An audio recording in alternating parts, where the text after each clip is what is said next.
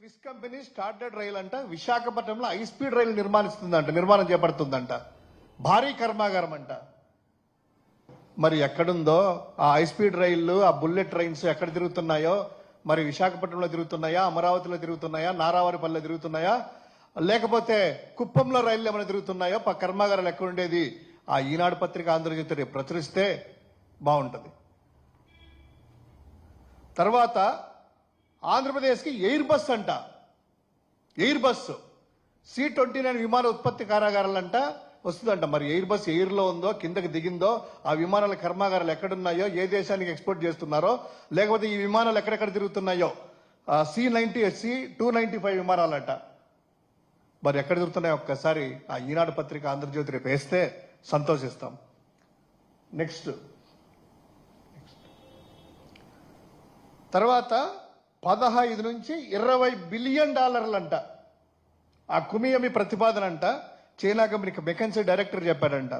మరి ఈ 15 నుంచి 20 బిలియన్ డాలర్ల పెట్టుబడులు మరి ఎక్కడున్నాయో, ఏమేమి పెట్టుబడి పెట్టారో ఒక్కసారి ఈ పత్రిక వాళ్ళు చూపిస్తే, ఆ రోజు చంద్రబాబే కదా అయిపోయింది అని చెప్పి మీరే చెప్పారు కదా, ఎక్కడున్నాయో తెలుస్తుంది. రాష్ట్రానికి సౌదీ అరామ్కో అంట రిఫైనరీ యూనిట్ అంట. ఆ సౌదీ అరామ్కో వచ్చేసిందంట. మచిలీపట్నము, కాకినాడలో రిఫైనరీ ఏర్పాటు చేస్తున్నారు అని అన్నారు. Saudi Aramco refinery.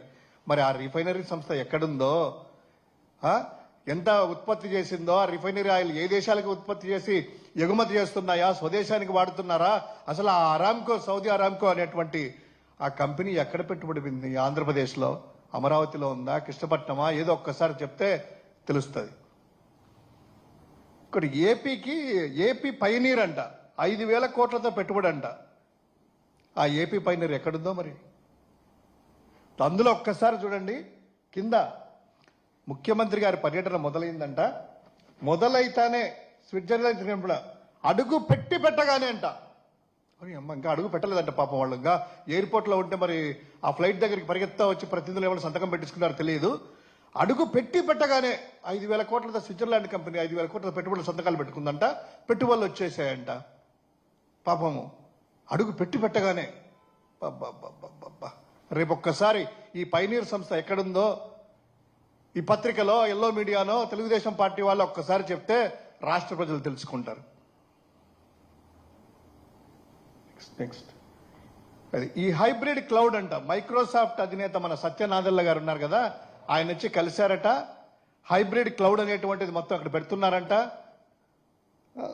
E governance, సెక్యూరిటీపై అంతా కూడా చర్చలు జరిగారట. వచ్చి పెట్టారంట. మరి ఆ మైక్రోసాఫ్ట్ సంస్థ ఎక్కడన్నా, నాకు తెలిసి ఆంధ్రప్రదేశ్లో ఎక్కడ కనిపించలేదే. మైక్రోసాఫ్ట్ సంస్థ ఏమన్నా మనకు తెలియకుండా ఏమన్నా కార్యకలాపాలు ఇక్కడ ఆంధ్రప్రదేశ్లో కొనసాగిస్తుందా? ఆ మైక్రోసాఫ్ట్ సంస్థ సంబంధించినటువంటి ఆ వివరాలు కూడా ఒక్కసారి ఎల్లో మీడియా ప్రచురిస్తే కొంచెం తెలుసుకుంటాం. నెక్స్ట్ 15,000 కోట్లు అంట. 15,000 కోట్లతో ఇది 4 రోజుల్లో 40 కంపెనీలతో అంట. ఎన్ని వచ్చేసాయంట వాళ్ళకి పత్రికలో. ఇది హ్యాపీగా ఏపీకంట. ఈ ఎలివేషన్ చూడండి ఎలా ఉందంటే, ముఖ్యమంత్రులందరూ కూడా అన్ని రాష్ట్రాల సీఎంలు ఫోన్లు చేస్తున్నారంట. ఆంధ్రాకి ఎందుకు వెళ్తున్నావు అని. మరి అప్పుడు నాకు తెలిసి 2015లో ఆయన మోదీ గారు కూడా రెఫరెన్స్ ఏమన్నా ఇప్పించలేకపోయినారేమో ఆ గుజరాత్ కూడా. ఆ గుజరాత్ సీఎం కూడా ఫోన్ చేసింటారు.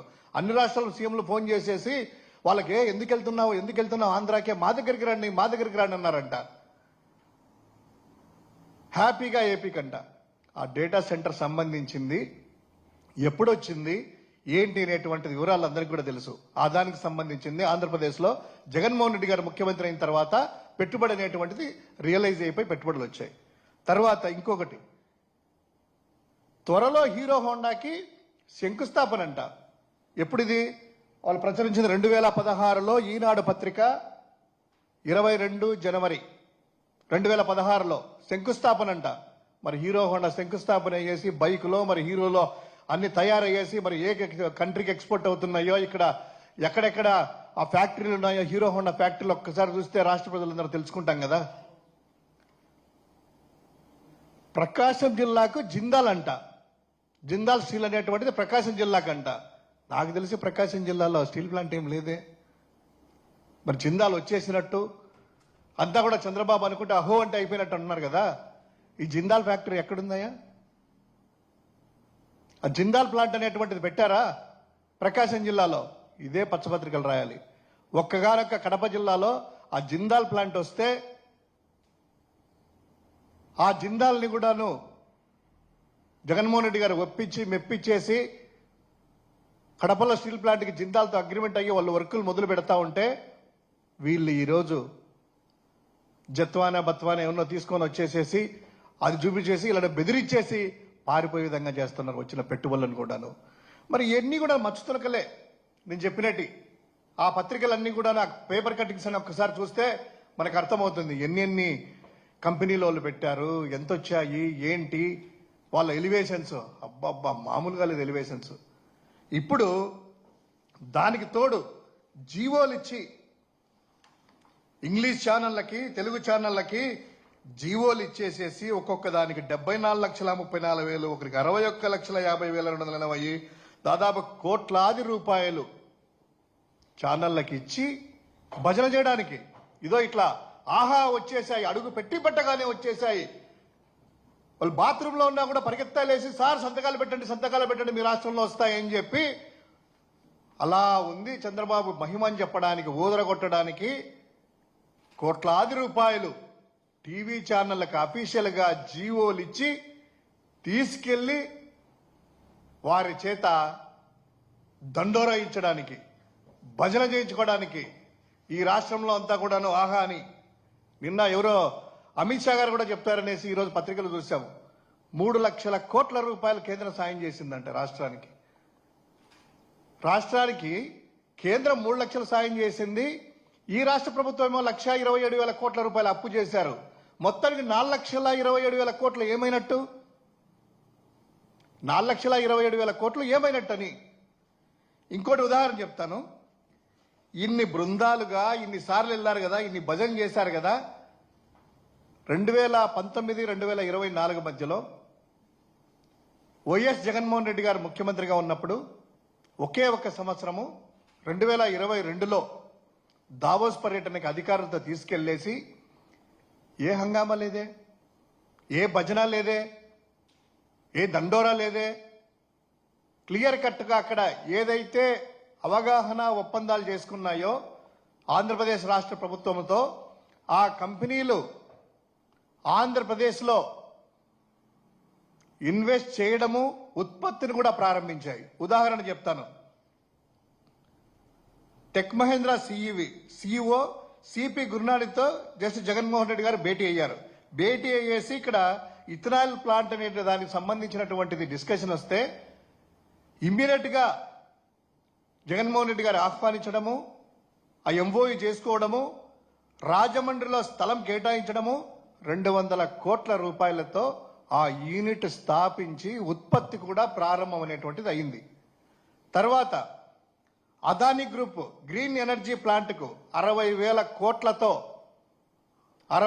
కోట్లతో ఎంఓయూలు చేసుకోవడము, ల్యాండ్ కూడాను ఆ పర్మిషన్లో అప్లై చేసుకోవడము, పనులు శరవేగంగా జరుగుతూ ఉన్నాయి. అదేవిధంగా 37,000 కోట్లతో గ్రీన్కో సంస్థతో ఒప్పందాలు కుదరడము, ఆ గ్రీన్కో సంస్థకి ఓర్వకల్ కర్నూలు జిల్లాలో ఆ ప్లాంట్లు కూడాను ఏర్పాటు చేయడమే కాకుండా పూర్తిగా అవుట్పుట్ కూడా బయటికి రావడం, ప్రొడక్షన్ కూడా మీ కూటమి యొక్క మంత్రి డిప్యూటీ సీఎం పవన్ కళ్యాణ్ గారు వెళ్ళేసి అదే గ్రీన్కో ప్రాజెక్టుని ఉత్పత్తి ప్రారంభించారు. అద్భుతంగా ఉందనింది. మీరే పొగుడుతా ఉన్నారే, ఇది కాదా సాక్ష్యం? ఎటువంటి హంగామా లేకుండా వెళ్ళడము, అవగాహన చేసుకోవడము, ఒప్పందాలు. ఇక్కడ ఇమ్మీడియట్ గా ఆ ఉత్పత్తిని కూడా ప్రారంభించి పనులు ప్రారంభించేసి ఉద్యోగ అవకాశాలు అనేటువంటి జనరేట్ అవుతా ఉన్నాయి. అంతేకాకుండా 28,000 కోట్ల రూపాయలతో అరబిందో సంస్థకు సంబంధించింది గ్రీన్ ఎనర్జీ ప్లాంట్ కూడాను అక్కడ ఒప్పందం చేసుకోవడం జరిగింది. అవి కూడాను పనులు అనేటువంటి జరుగుతూ ఉన్నాయి. అంటే 1,26,000 కోట్ల రూపాయలతో జగన్మోహన్ రెడ్డి గారు 2022లో దావోస్కి వెళ్ళినప్పుడు 1,26,000 కోట్ల రూపాయలతో ఒప్పందాలు చేసుకోవడము, అందులో ఉత్పత్తులు కూడా ప్రారంభించినటువంటి సంస్థలు ఉన్నాయి. ఎటువంటి హంగామా చేయలేదే, ఎటువంటి భజన లేదే.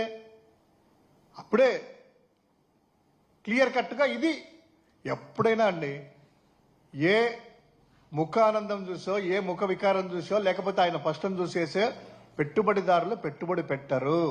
చిత్తశుద్ధి ఉండాలి.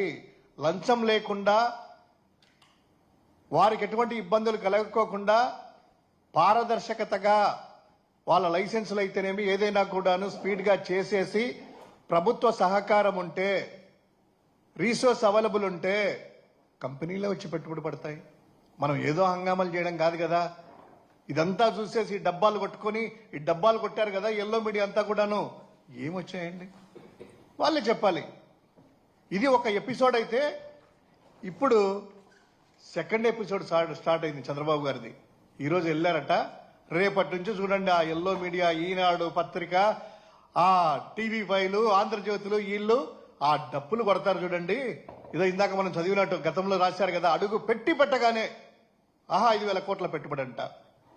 అది ఏమైనాయంటే తెలియదు. ఏరు విమానాలంట, మరి పైన తిరుగుతున్నాయేమో తెలియదు. స్పీడ్ అది రైళ్ళు అంట, మరి ఎక్కడెక్కడ స్పీడ్గా తిరుగుతున్నాయి, గాల్లో తిరుగుతున్నాయి. మరి ఆంధ్రప్రదేశ్లో ఎక్కడ కూడాను ఆ కర్మాగారం ఉన్నట్టే మనకు తెలియదు.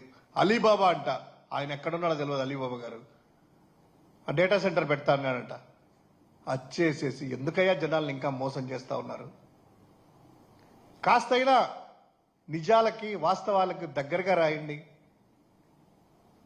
ఆంధ్రప్రదేశ్లో పెట్టుబడులు అనేటువంటిది ఎవరి హయాంలో వచ్చాయి? మేము కూడా చేశాము. ఈ పెట్టుబడులే కాదు, చాలా కంపెనీలు వచ్చాయి. దావోస్లో సంబంధించిందే కాదు, కడప కొప్పర్తి సంబంధించిన ఈఎంసీలో ఎన్ని ఫ్యాక్టరీలు ఎన్ని ఓపెన్ కాలేదు. అదేవిధంగా తిరుపతిలో కావచ్చు, విజయవాడలో కావచ్చు, ఇవన్నీ కూడా ఏ రోజు చెప్పుకోలేదే. ఆ ప్రచారం అనేటువంటిది లేదే. అది మన బాధ్యత ప్రభుత్వాలది. ఉద్యోగ అవకాశాలు క్రియేట్ చేయడము, రాష్ట్ర అభివృద్ధిని తీసుకుపోవడము, పరిశ్రమలు తీసుకురావడము, వాళ్ళకు తోడ్పాటు ఇవ్వడము ఎవరైనా కూడా ప్రభుత్వ బాధ్యత.